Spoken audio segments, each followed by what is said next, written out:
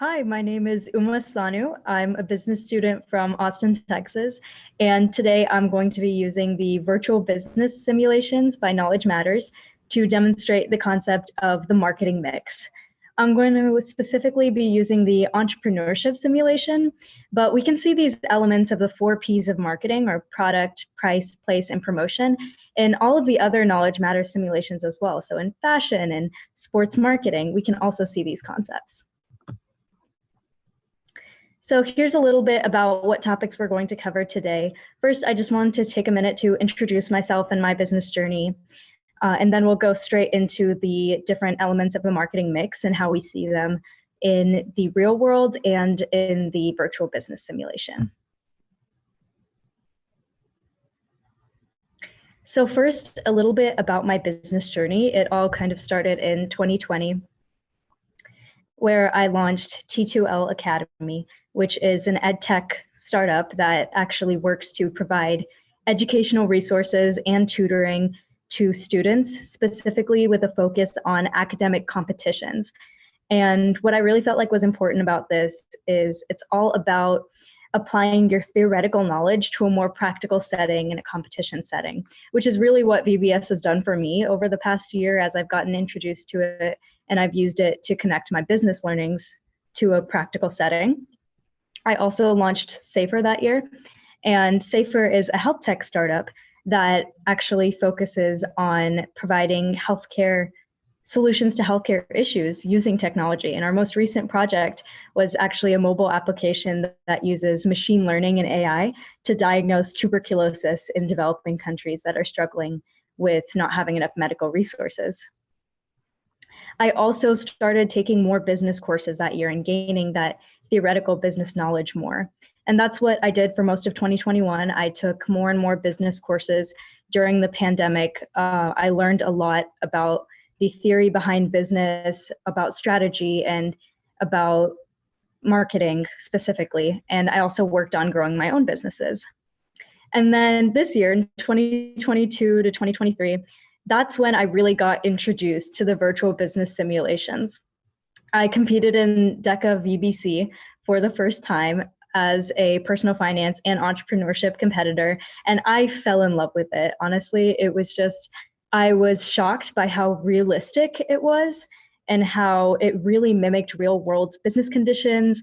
And for personal finance, it simulated investing options and how secure those options are and all the different things that you can do to manage your finances. And in entrepreneurship, you could make decisions that influence those of your customers, which is how it is in the real business world. And so I started using that mock practical environment to understand the business concepts that I had been learning in my business courses.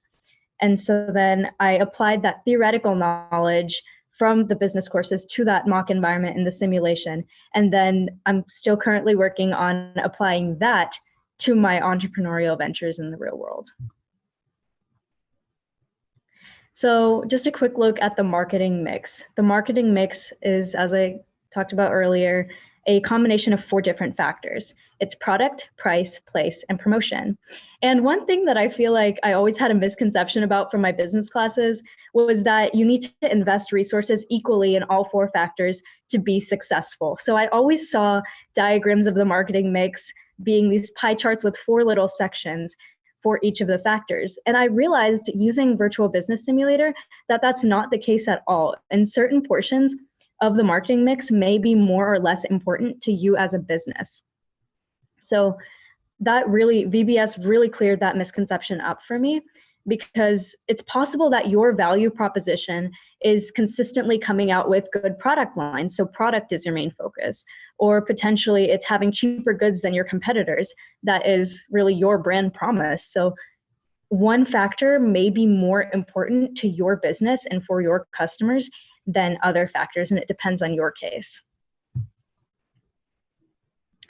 For the first P, product, the virtual business simulator allows the user to buy inventory according to which products they would like to sell.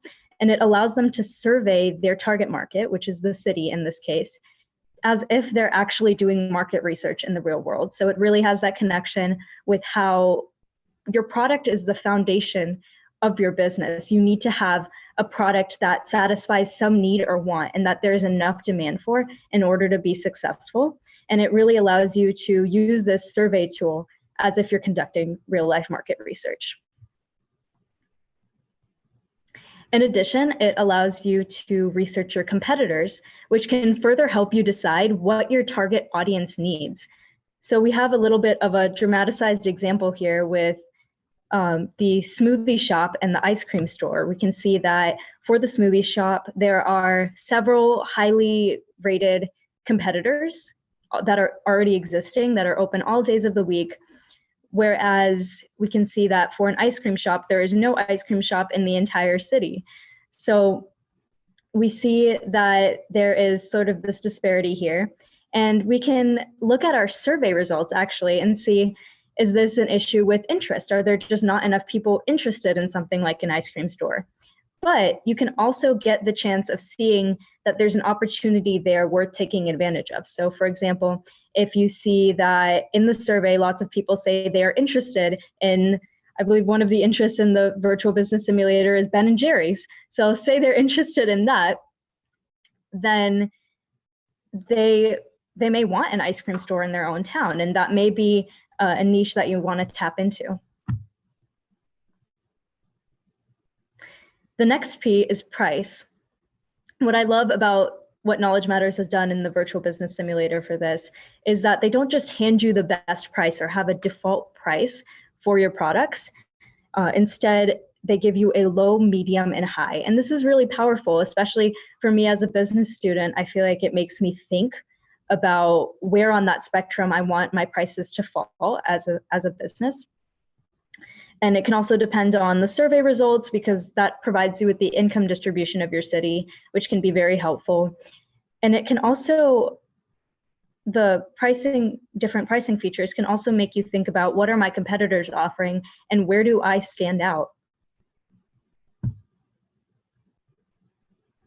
There are also different pricing strategies that you can consider as an entrepreneur. And it's important to think about what your brand promise is when you're doing this. So having that low, medium, and high and not just a default pricing makes you think about, do I want to go on the higher end of that spectrum to offer premium pricing like Starbucks does, conveying luxury and high quality with high prices? Or do you want to go for a low cost model where the way you stand out is with your low cost by making your cost lower than your competitors? Such as Dunkin', in the real world, that's like Dunkin' Donuts, which has about $1.50 cup of coffee that they sell. And it serves as like a cheaper alternative to Starbucks and other coffee shops. And they actually make more money on their coffee than even on their other products because of the high sales volume. So really, there's no right pricing strategy. There's only a right pricing strategy for your business.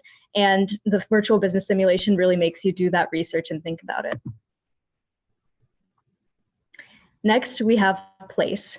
So in the virtual business simulation, it allows the user to consider which location is best for them based on the proximity to their customers, the connectivity, as in, are you close to major roads? Is there an easy way to get to the center of a city? And also the price of land. So as you get closer to the central area downtown, it's going to be more expensive.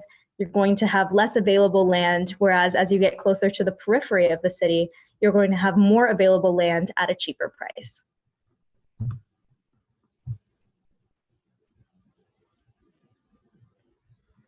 In addition, this place factor may be more or less important for your business.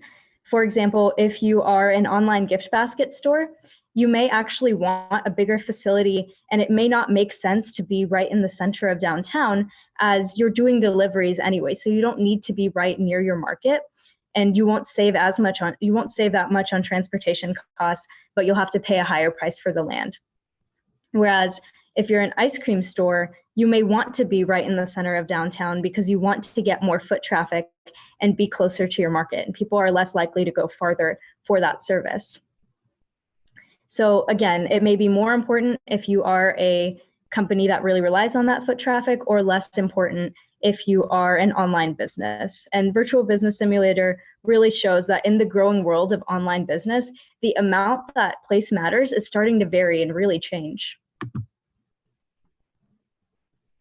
And last but not least, we have promotion. And this is the advertising aspect of the Virtual Business Simulator. You can see here it asks for a headline and text as well as an image. What I find really interesting about this, it's smaller detail, but it requires the exact business and product name to be entered somewhere in the ad. And I feel like this is incredibly important because in actual ads, they'll have a call to action that tells the potential customer exactly what to do to get a hold of the product. But customers can't actually act on that call to action unless they know what the name of your business is and what your product is. So they won't be able to just walk into a store and buy it if they're unsure about that. So it removes that ambiguity from advertising and makes sure that those kind of good marketing practices and habits are developed through the Virtual Business Simulator. Another thing that is very interesting about the Virtual Business Simulation that helps gain more real-world experience is that you can target your ads based on the interest of your audience. So that is the same kind of feature as in real digital marketing tools, such as Google AdWords. Here we can see a screenshot of Google AdWords. You can target your ad based on interests of the viewer of the ad, which is great so that you can save on expenses and also target your ads towards the customers who are more likely to buy from you. So I wanted to end this presentation by thanking Knowledge Matters for creating such a powerful tool that can help business students like me to learn more about business concepts in a more practical setting than just a textbook. And this tool, I believe, can even help aspiring entrepreneurs succeed by giving them a safe space to try out different strategies, and again, with pricing and place, and really discover how their actions will affect those of their customers in the future.